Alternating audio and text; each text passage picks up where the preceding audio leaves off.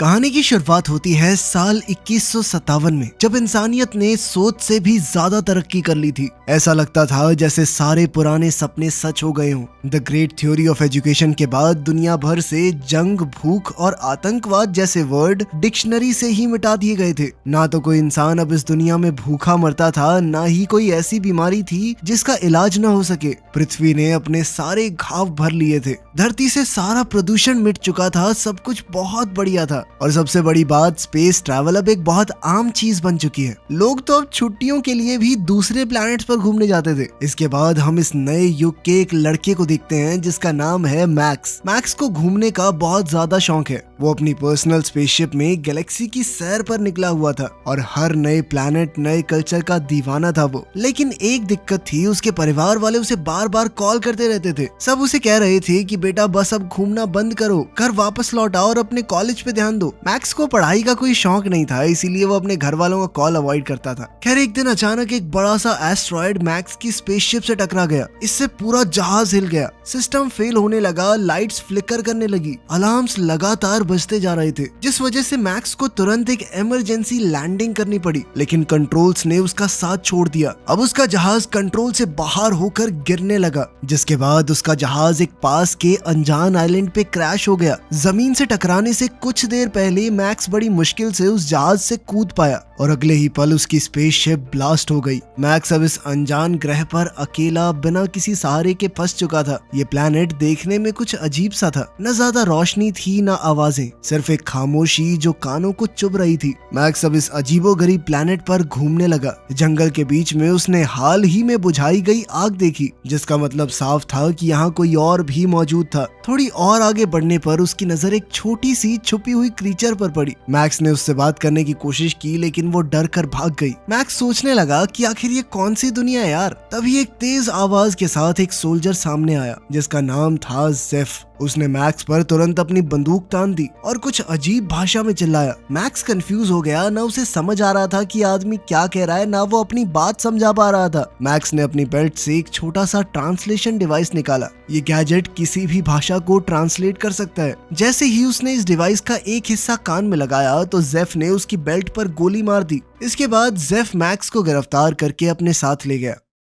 इसके बाद मैक्स को एक शहर में ले जाया गया, जो कि पृथ्वी जैसा ही था, बस थोड़ा ज्यादा ही डरावना। गंदे कपड़ों में लोग, सर पे हेलमेट पहने हुए फौजी और हर जगह पर सीसीटीवी ड्रोन उड़ रहे थे, बिल्कुल वैसा ही जैसा मैक्स ने अपनी हिस्ट्री बुक्स में पढ़ा था। खैर मैक्स को जल्द ही एक साइंटिफिक लैब में ले जाया गया, जहाँ कुछ साइंटिस्ट्स ने उसके सर पर अजीब सा हेलमेट लगा दिया। दरअसल इस हेलमेट की मदद से उसके ख्यालों को पढ़ने की कोशिश की जा रही थी। वो लोग मैक्स के दिमाग का हर एक सीक्रेट जान लेना चाहते थे। उन्होंने मैक्स से बहुत सारे सवाल पूछे, लेकिन उसे एलियन मानने से मना कर दिया। उन्हें लगा कि ये कोई पागल आदमी है हमारे जैसा ही। इसलिए उन्होंने मैक्स को एक पागल खाने में भेजने का फैसला किया, जिसके बाद गाय नाम के एक फौजी को उसे अस्पताल तक ले जाने का काम दिया गया। जैसे ही ये फैसला हुआ, आसपास के सब लोग अचानक से देशभक्ति का गीत गाने लगे। सबकी आंखों में जुनून था, जैसे उनके सर में इस चीज के अलावा कोई और ख्याल ही ना हो। मैक्स इस तरह की चीजें पहली बार देख रहा था, इसलिए बहुत हैरान था। तभी जेफ, जिसने मैक्स को अरेस्ट किया था, अचानक जमीन पर गिर गया और उसे दौरा पड़ने लगा, जिसके बाद अथॉरिटीज तुरंत उसे उठाकर ले गई। लेकिन ये देखकर मैक्स का शक और बढ़ गया। गाय के साथ जब मैक्स शहर की तरफ बढ़ा तो उसने देखा कि सब कुछ कितना खराब था। रोड टूटी हुई थी, बिल्डिंग लगभग टूटने की कगार पर ही थी और हर 2-3 किलोमीटर पर बड़े बड़े मेटल टावर्स थे।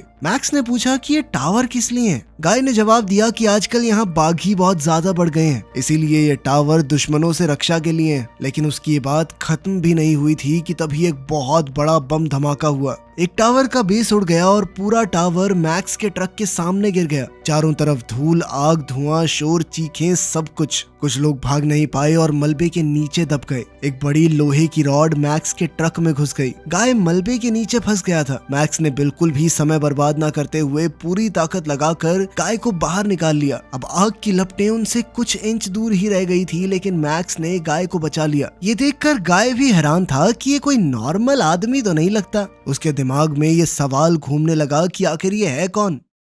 मैक्स को अब पता चला कि इस प्लेनेट पर बगावत चल रही है। लोग सरकार के तरीकों से खुश नहीं हैं, उनके खिलाफ खड़े हैं, जबकि गवर्नमेंट ये बड़े बड़े टावर लगा के अपनी ताकत बनाए रखना चाहती थी। इस हादसे में उनका ट्रक बर्बाद हो चुका था, जिस वजह से अब उन्हें आगे का रास्ता पैदल ही पार करना होगा। मेन शहर में पहुंचते ही हम एक ताकतवर आदमी को देखते हैं जिसका नाम है स्ट्राइडर, जो कि डिपार्टमेंट ऑफ स्पेशल रिसर्च का हेड है। जैसे ही उसे मैक्स के बारे में पता चला, उसने फंक नाम के एक आदमी को मैक्स को उसके पास लाने के ऑर्डर्स दिए। तब तक मैक्स को एक और डरावनी फैसिलिटी में बंद कर दिया गया था। इस बार वो था एक बड़े से पानी के टैंक में। साइंटिस्ट उसके दिमाग को और गहराई से देखने की कोशिश कर रहे थे, लेकिन फंक स्ट्राइडर के बैज का इस्तेमाल करके वहां घुस आया और बिना किसी परमिशन के मैक्स को वहां से निकाल ले गया। दूसरी तरफ वहां के एक और ताकतवर आदमी सरकारी वकील उमनिक ने भी मैक्स की हरकतों पर नजर रखी हुई थी, लेकिन जब उसने घड़ी में टाइम देखा तो जल्दी से अपने बाथरूम में छुप गया, जहां उसे भी जबरदस्त दौरा पड़ा। फंक जब मैक्स को कार से ले जा रहा था तो रास्ता ब्लॉक हो गया और अब उसे एक नया रूट लेना पड़ा, लेकिन फंक भी थोड़ा परेशान सा लग रहा था। उसे भी समय देख के अब थोड़ा डर लगने लगा, जिसके बाद उसे भी वही अजीबोगरीब सा दौरा पड़ा।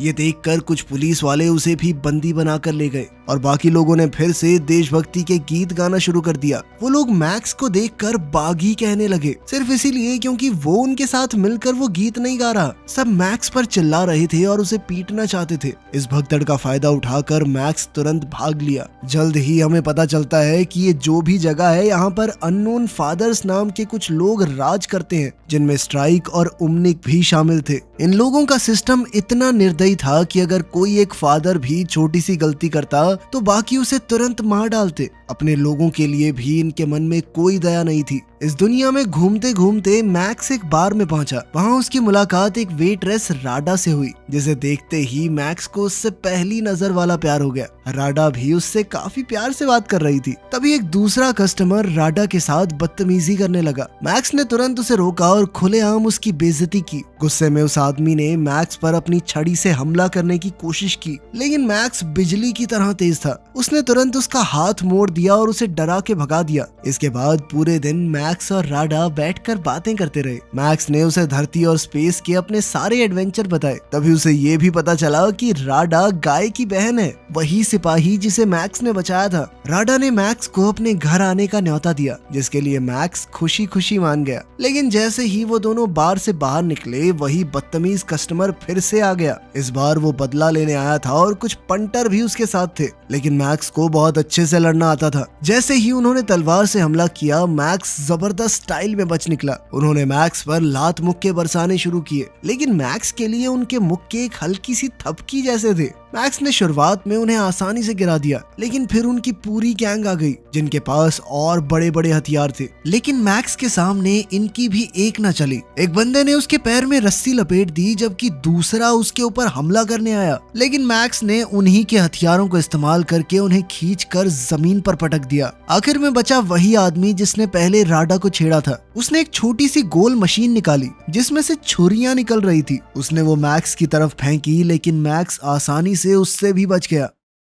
उस रात सबको पीट पाट के जब मैक्स राडा के घर पहुंचा तो वहां गाय भी आ गया। पहले तो वो मैक्स को देखकर चौंक गया, लेकिन जब गाय को याद आया कि मैक्स ने उसकी जान बचाई थी तो उसने उसे घर पर रुकने दिया। धीरे धीरे समय यूं ही बीतता रहा और मैक्स ने धीरे धीरे इस नई दुनिया के तौर तरीके समझना शुरू कर दिया। उसके लिए सब कुछ काफी अजीब था। सबसे ज्यादा हैरानी तो तब हुई कि जब उसने देखा कि इस देश की सरकार उसके ख्यालों को टीवी पर दिखा रही है मूवी की तरह। वहां के हर एक इंसान को ये सिखाया गया था कि वो प्लेनेट के अंदर रहते हैं, सतह पर नहीं, और बाहरी दुनिया में कोई दूसरा प्लेनेट या सितारा नहीं है। उन्हें किताबों में पढ़ाया जाता था कि उनके अननोन फादर्स ने बागियों के खिलाफ जंग जीतकर टावर्स लगा दिए और तब जाकर ये देश किसी तरह बचा है। गाय, जो अब मैक्स का दोस्त बन चुका था, हमेशा एक बात कहता था कि अपने घर को बचाना उनका सबसे बड़ा फर्ज है। उसने मैक्स से कहा कि तू भी गार्ड बन जा मेरी तरह। लेकिन प्रॉब्लम ये थी कि मैक्स के पास कोई आईडी नहीं थी, ना कोई पेपर्स थे। इसलिए गाय को अपने कमांडर चाचू को इस बात के लिए मनाना पड़ा। मैक्स को मिलिट्री ट्रेनिंग से गुजरना पड़ा। उसने देशभक्ति का गीत सीखा और मिशन ट्रायल्स दिए। ट्रायल्स में उसे जलती हुई जगह से दौड़ना था और बागियों जैसी दिखने वाली तस्वीरों पर गोलियां चलानी थी। मैक्स तो एक शार्प शूटर निकला जिसका निशाना कभी चूकता ही नहीं था। मैक्स फ्री टाइम में राडा से मिलता, बातें करता और धीरे धीरे वो दोनों एक दूसरे के काफी करीब आ गए। ट्रेनिंग के बाद मैक्स को आखिरकार आर्मी में भर्ती कर लिया गया। उसका पहला मिशन था एक बागियों के अड्डे पर रेड मारना। रेडिंग टीम ने बिल्डिंग में घुसकर सब कुछ तबाह करना शुरू कर दिया। बम फेंके गए, लोगों को लातों से घसीटा गया। मैक्स ये सब देखकर पूरी तरह हिल गया। बागी कोई मॉन्स्टर नहीं थे, बस डरे हुए आम लोग थे। ये देखकर मैक्स ने तुरंत अपनी बंदूक नीचे फेंक दी। तभी एक बागी चुपके से बाहर आया और फायरिंग करने लगा, लेकिन उसे जल्द ही गिरा दिया गया और साथ ही उनके कमांडर चाचू ने बागी को मारना शुरू कर दिया, सिर्फ अपने मजे के लिए। इसके बाद मैक्स ने देखा कि बहुत सारे लोगों को एक ट्रक में भर के ले जाया जा रहा था, मानो वो कोई जानवर हो।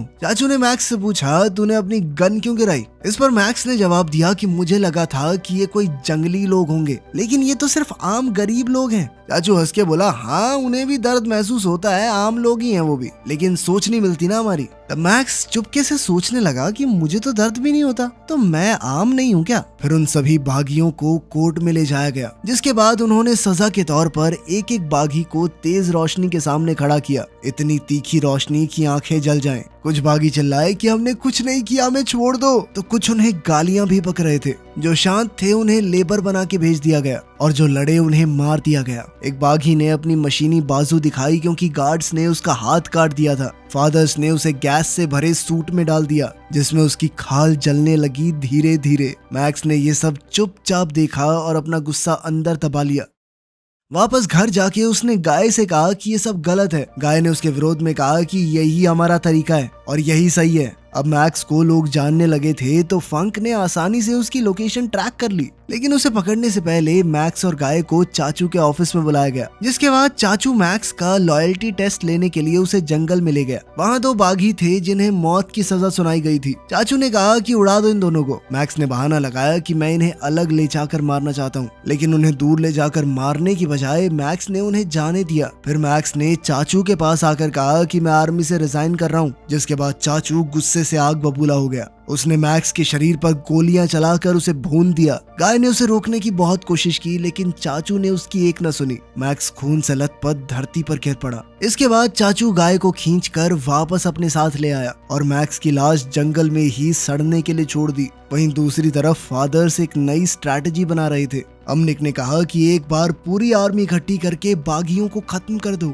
सबको उसका ये फैसला काफी पसंद आया, लेकिन उन्हें कुछ बड़ा करना होगा ताकि पब्लिक भी जंग के सपोर्ट में आगे आ जाए। इसके लिए उन्होंने सोचा कि एक फेक मर्डर अटेम्प्ट प्लान किया जाए। शाम के वक्त जंगल में कुछ बाघी मैक्स की बॉडी ढूंढ रहे थे, पर जैसे ही उसकी बॉडी हिली सब चौंक गए। मैक्स अभी भी जिंदा था, उसके जख्म बहुत जल्दी भर रहे थे। मैक्स ने उन्हें बताया कि मैं दूसरे प्लेनेट से हूँ भाई, हमारे यहाँ पे हेल्थ टेक्नोलॉजी बहुत अच्छी है, हमारे यहाँ लोग चोटों से मरते ही नहीं है। अब अगर सर में सीधी गोली मार दी तो अलग बात है, वरना मैं ठीक हो जाऊंगा। बाघियों ने मैक्स को सब सच बताया कि टावर्स कोई प्रोटेक्शन के लिए नहीं है। इन टावरों से ऐसे सिग्नल निकलते हैं जो लोगों के दिमाग के साथ छेड़छाड़ करते हैं, इसीलिए दिन में 2 बार लोगों के अंदर देशभक्ति की सुनामी आ जाती है। लेकिन कुछ लोग इस टेक्नोलॉजी से इम्यून है, उनका दिमाग कंट्रोल में नहीं आता, बल्कि उन्हें दौरा पड़ने लगता है। गवर्नमेंट उन्हें बाघी का नाम देकर टारगेट करती है ताकि उन्हें मार दिया जा सके। मैक्स ये सुनकर समझ गया कि ये सिस्टम तो पूरी तरह करप्ट है। तभी टावर्स ने फिर से वेव भेजी। सारे बाघी अपने मुंह में लकड़ी डाल के बैठ गए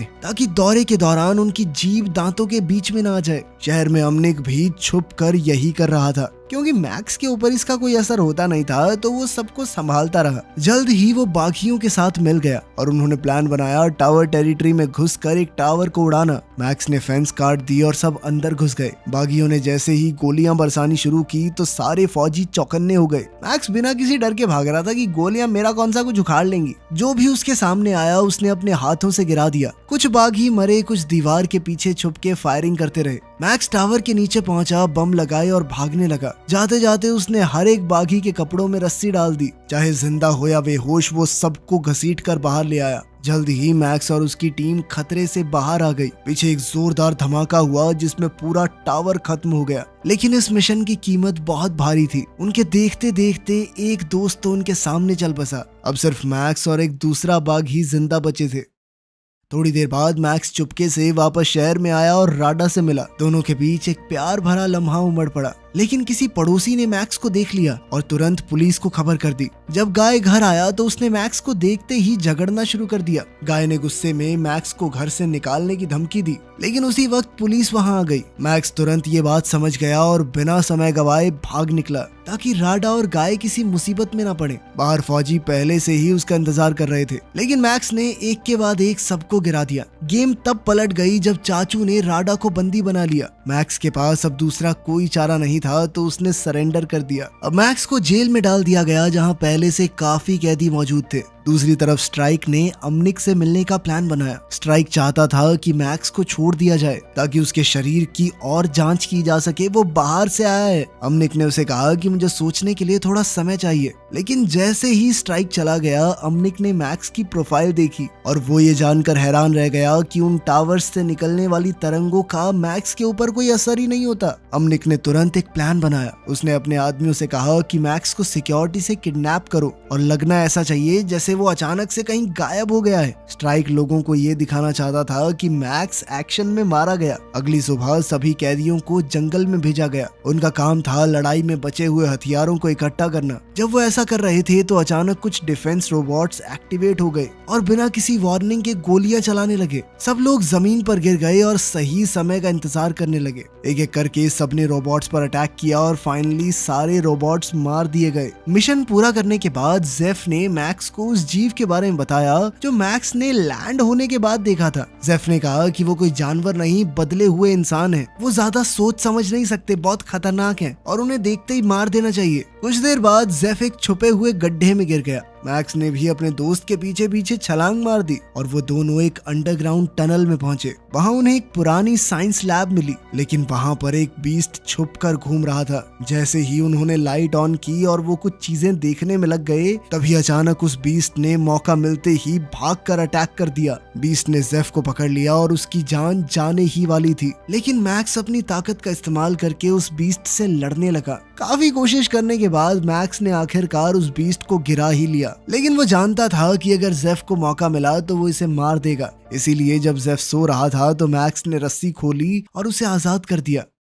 अगली सुबह मैक्स, जेफ और वो मशीनी बाजू वाला बाघ ही मिलकर जंगल में घूम रहे थे। वहां उन्हें एक लाल टैंक मिला जो झाड़ियों में फंसा हुआ था, लेकिन जैसे ही वो उसके पास गए तो एक ब्लैक टैंक ने उनके ऊपर हमला कर दिया। सब पेड़ों के पीछे छुपकर उन पर हमला तो कर रहे थे, लेकिन टैंक्स को कोई फर्क नहीं पड़ रहा था। तब मैक्स ने एक आइडिया सोचा। उसने लाल टैंक पर गोलियां चलाई, जिससे लाल टैंक का डिफेंस सिस्टम ऑन हो गया और गलती से उसने ब्लैक टैंक को ही उड़ा दिया। मैक्स ने तुरंत चांस लिया और टैंक के नीचे घुसकर पीछे से ऊपर चढ़ गया। उसने अंदर घुस के सारी तारें काट डाली और उसे डीएक्टिवेट कर दिया। उस रात उनकी पूरी टीम ने साथ बैठकर खाना खाया, जिस दौरान मैक्स ने कहा कि मैं तो भाग रहा हूँ, कोई साथ चलना चाहता हो तो बता दो। लेकिन सब हैरान थे कि वो ऐसा कैसे करेगा। लेकिन मैक्स ने समझाया कि बॉर्डर पे माइंस और ट्रैप्स हैं, लेकिन वहां से वो टैंक का इस्तेमाल करके निकल जाएगा। मैक्स टैंक को साउथ की तरफ ले गया। रास्ते में कई माइंस एक्सप्लोड हुए, लेकिन टैंक को कोई नुकसान नहीं पहुंचा। जैसे ही अमनिक को पता चला कि मैक्स जेल तोड़कर भाग गया है, उसने अपने ऑफिस में गुस्से में सब कुछ तोड़ दिया।